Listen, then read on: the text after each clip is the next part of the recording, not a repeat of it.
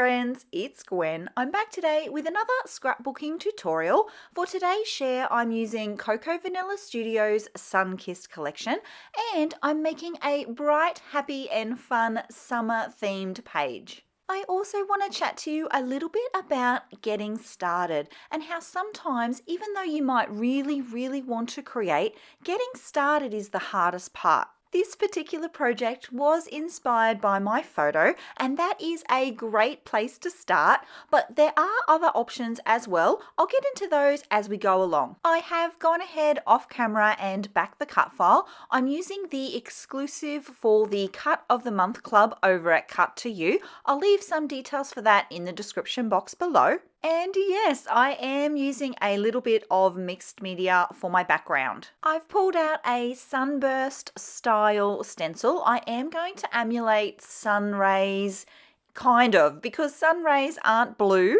I did also consider yellow, but I just felt that the blue worked more nicely with the colors that I already had going on. And you know what? This still works. It's still that vibe of the thing. It's still going to give that feeling of sun rays or a sunburst, and it's going to fit with the theme of the page. I do find it a little tricky to know where to place my stencil, so my strategy for this page was to position the cut file and the photo first, and then slide the mask there underneath and use that as a guide for the placement of the mixed media. From there, it was just a matter of using the brush there to layer on the ink.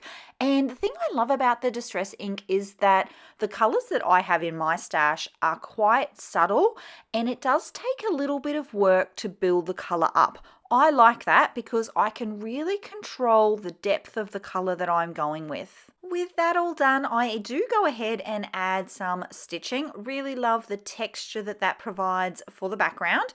And now I can go ahead and place my photo and my cut file. I do that with double-sided tape and often a liquid adhesive as well. And I did notice here, once I had placed the white cut file onto the white background, that there were a couple of sections of the backing that was still showing through.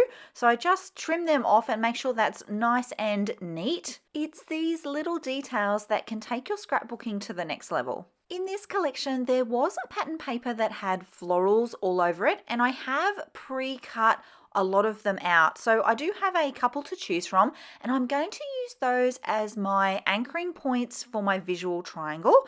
I'm going to place one above the word good there, and then a smaller one on the top right hand corner of my photo.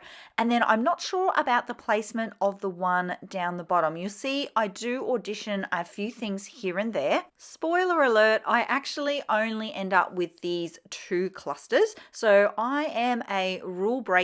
With that decided, I can add my title. I am using my ATG for that, and then I'm going to slide the florals underneath. Speaking of titles, a cut file is a perfect place to start a project. Quite often, I will just choose a cut file that I love and back it well before I've chosen a photo or really have a plan for the page. For me, it's a really low pressure, fun way to start something, and I often find that once I've backed the cut file, that initial step's been made, so it's much easier for me to find a photo and move on from there than it was to start with nothing. Was it Mark Twain who said, "The secret to getting ahead is getting started"?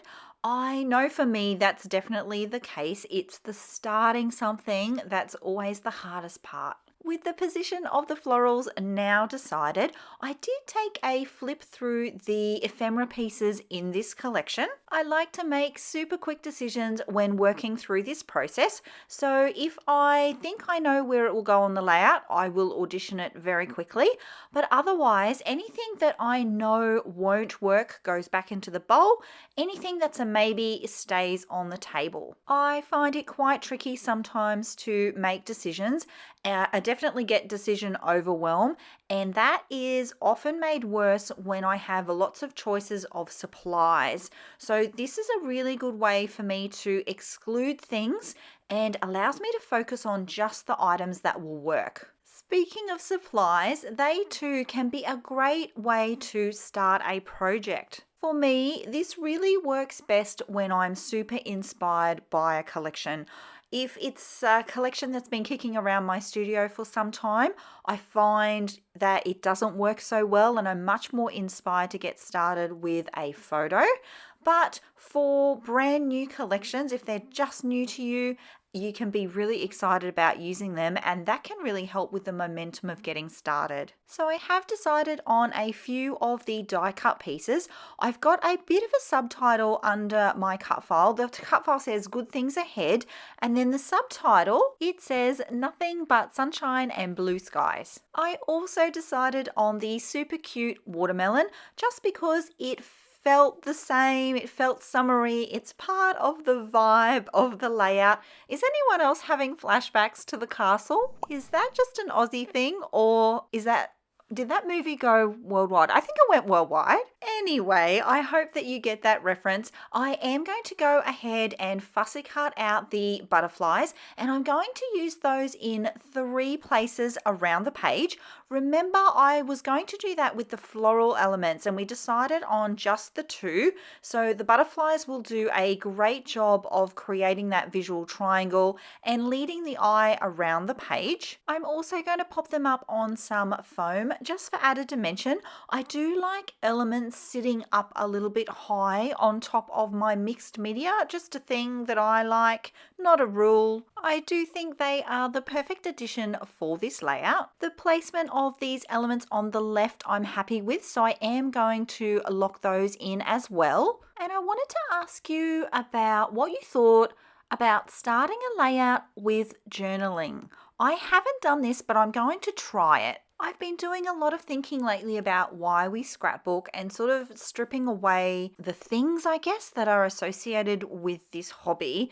And that got me thinking about, obviously, photos and journaling, telling stories. And I wondered what it might be like to tell the story first. So not even start with photos, but journal out the story behind the photos and have that as my starting point. Like, obviously it's a bit tricky because I don't journal on my layouts on the front because I share them on social so much, but I do journal them and I do have those stories. So I'm thinking, and I'd love to know if you've tried this, I'm going to give it a go. I'm going to write the journaling first. I have a feeling it could be an amazing way to start a layout. And if you've tried this, I would love to know your thoughts. Things are getting serious because I am gluing stuff down. I do go back. Remember I put the cut file down with ATG? I go back and secure it with a liquid adhesive. This Nuvo Deluxe is my favorite. So I'm going to lock that all into position. I'll lock in the little tag elements and stuff. Anything that's not locked in yet will get locked in now. I do have a couple more details that I want to add, including these puffy stickers.